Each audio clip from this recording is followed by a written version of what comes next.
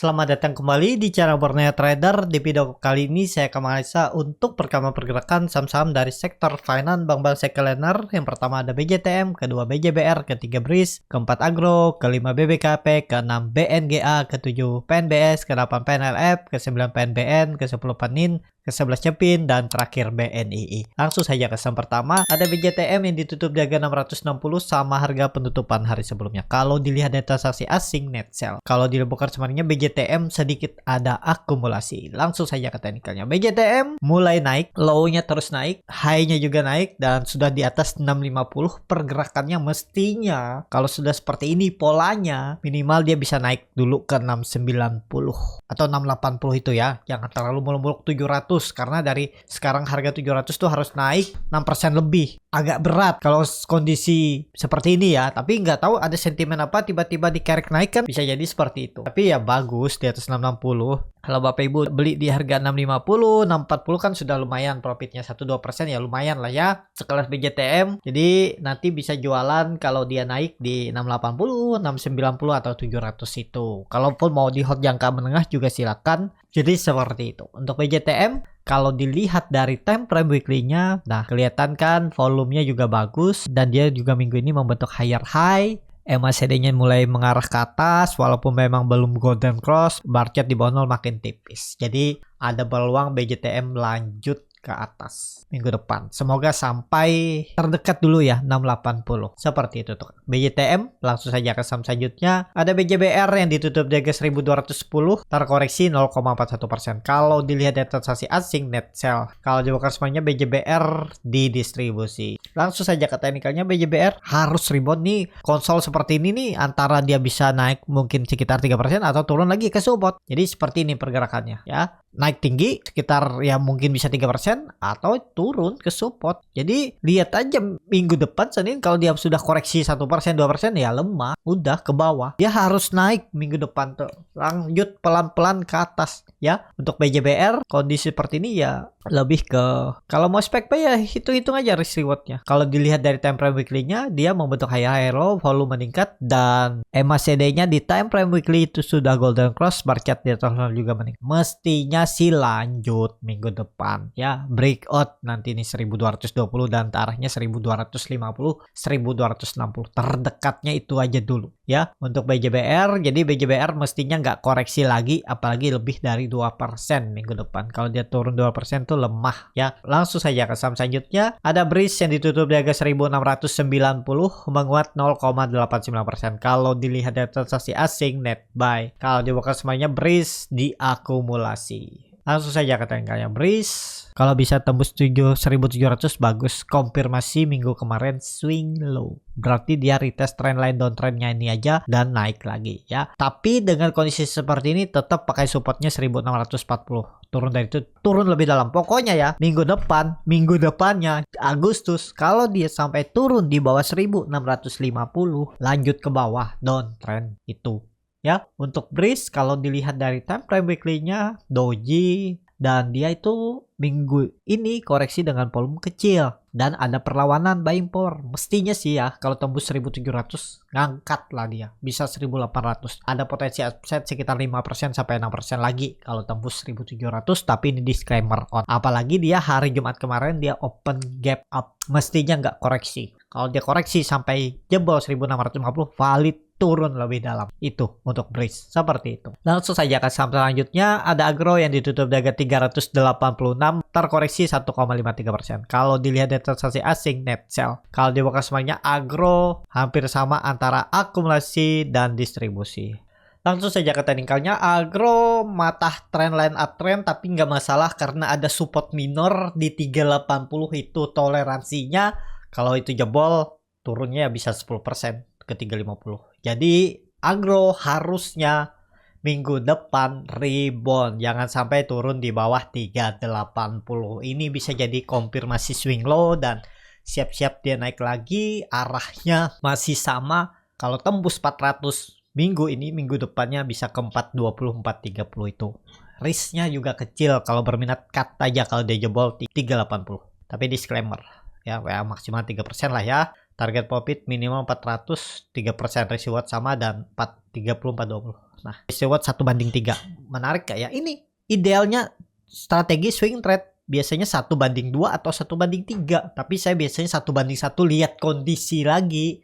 Kalau tembus hot, kalau enggak ya TP dulu. Seperti itu. Ya, untuk agro kalau mau bagus ya harus rebound, harus bertahan di atas 380. Langsung saja ke saham selanjutnya. Ada BBKP yang ditutup di harga 109, terkoreksi 0,9%. Kalau dilihat data transaksi asing net sell.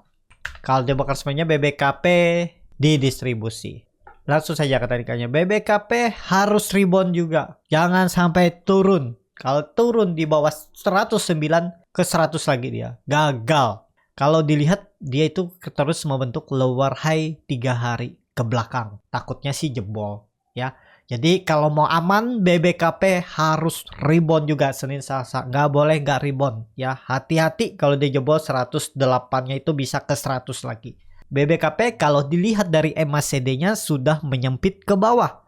Akan dead cross. Bar chart di bawah makin tipis, tapi bagusnya dia itu turun dengan volume yang makin kecil, bahkan belum jebol area range supportnya 109-110, masih di area support konsolidasi. Jadi kalau mau bagus Senin harusnya rebound. Kalau dilihat dari time frame weekly-nya, MACD-nya masih tajam mengarah ke atas, bar chart di transformasi meningkat, koreksinya volume kecil, memang ada seller dari puncak ya. Ya wajar lah kalau mungkin ada yang profit taking karena sudah naik tinggi juga kan dari 100, bahkan dari 93 dia naik ke 114 115. Kalau ada yang profit taking itu wajar. Tapi ya yang penting support dijaga. Support dijaga 109 110 harusnya masih oke. Harus rebound untuk BBKP. Seperti itu. Langsung saja ke saham selanjutnya. Ada BNGA yang ditutup di harga 1605 menguat 1,26%. Kalau dilihat dari transaksi asing net buy. Kalau dibongkar semuanya BNGA ada akumulasi. Langsung saja katakan kalian BNGA mantul juga dari supportnya 1580 1600 itu. Kalau kondisi seperti ini apalagi volume meningkat, market bagus minggu depan ke atas. Market koreksi jebol 1500 1600-nya. Itu aja. Risknya kecil tuh, paling mentok 4%, 3% lah ya. Gak usah jauh-jauh nih. Gak terlalu jauh kalau 4% nih. 3% pun kedalaman 2,5-3% aja ya, 3%. Target profit high-nya 4%, reward seimbang 1/1 ya, seperti itu aja karena nggak bisa naik tinggi ya, segitu-gitulah ya. Untuk all time high lagi belum ya, all time high-nya masih jauh, dia tuh pernah di harga 2600, jadi nggak, masih aman. Kalaupun koreksi menurut saya 1400 nih dijaga support kuatnya tuh ya, tapi out dulu aja. Kalau dia gagal di atas 1600 jual dulu. Kalau mau yang pakai stop loss, kalau mau pakai average down silahkan atur masing-masing bagaimana strateginya.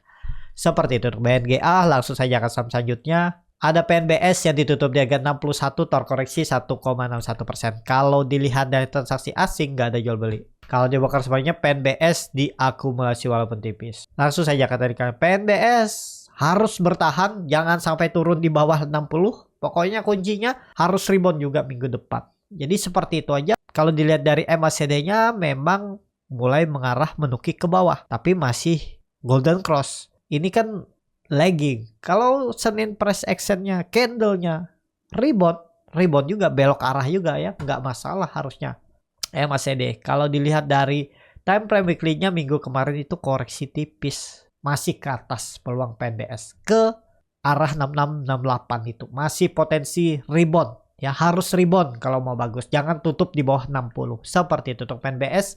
Langsung saja ke saham selanjutnya.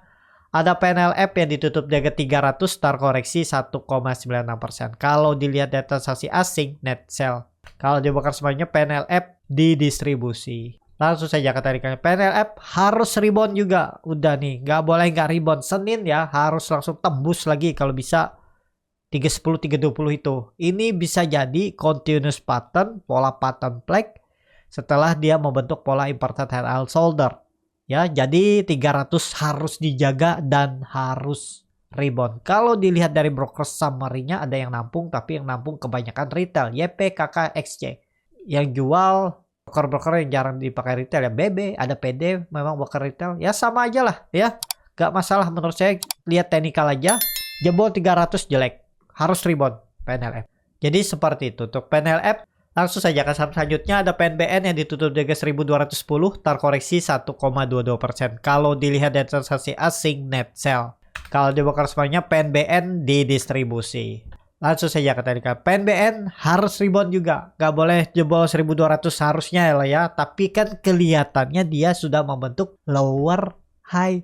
Takutnya sih jempol. Kita lihat aja minggu ini. Hari Senin harus rebound. Jangan turun di bawah 1200. Kalau dilihat dari time frame weekly-nya, koreksi biasa, nggak masalah harusnya ya. Jadi potensi ada bisa rebound untuk PNBN. Harus ya, seperti itu. Langsung saja ke saham selanjutnya. Ada Penin yang ditutup di harga 1105, terkoreksi 2,21%. Kalau dilihat dari transaksi asing net buy. Kalau dia bongkar semuanya, Penin didistribusi. Langsung saja ke tarikannya, Penin kalau dilihat MACD-nya sudah dead cross, bar chart di bawah 0 sudah terbentuk, tapi nggak masalah selama di atas 1200 harus rebound juga. Nggak boleh nggak rebound nih, Senin ya. Jadi saham-saham harus ada ke atas. Grup Panin juga harus rebound. Rebound tipis nggak masalah, yang penting hijau ya.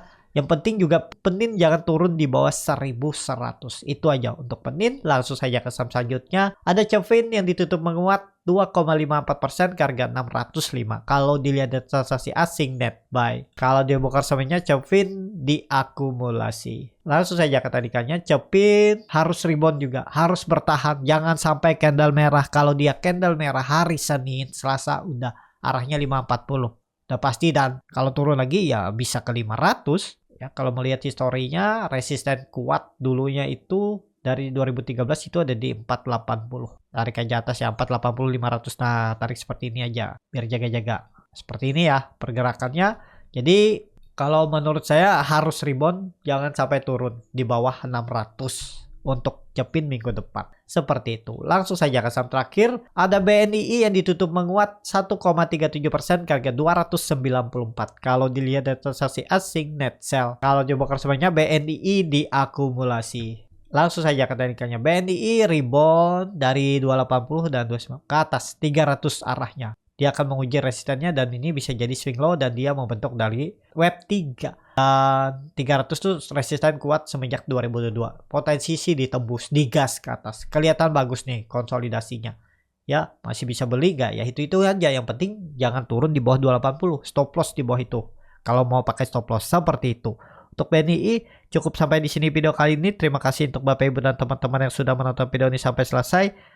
Apabila channel Borneo Trader ini bermanfaat dan bisa menjadi bahan pertimbangan Bapak Ibu dalam membeli, menyimpan dan menjual sahamnya, bisa klik tombol subscribe dan nyalakan lonceng notifikasi. Ada kritik, saran ataupun pertanyaan, cukup sampai di sini video kali ini. Terima kasih untuk Bapak Ibu dan teman-teman yang sudah menonton video ini sampai selesai. Apabila channel Borneo Trader ini bermanfaat dan bisa menjadi bahan pertimbangan Bapak Ibu dalam membeli, menyimpan dan menjual sahamnya, bisa klik tombol subscribe dan nyalakan lonceng notifikasi. Ada kritik, saran ataupun pertanyaan, bisa langsung tinggalkan di kolom komentar. Dan bagi Bapak Ibu dan teman-teman yang baru belajar trading, masih bingung memilih saham, bingung membuat trading plan, bisa join trading bersama Borneo Trader. Nanti dipilihkan saham-sahamnya dan dibuatkan trading plan-nya beserta chartnya dan juga free konsultasi portofolio. Kalau tertarik, DM Instagram Borneo Trader. Sampai ketemu, tetap semangat dan semoga bisa terus cuan.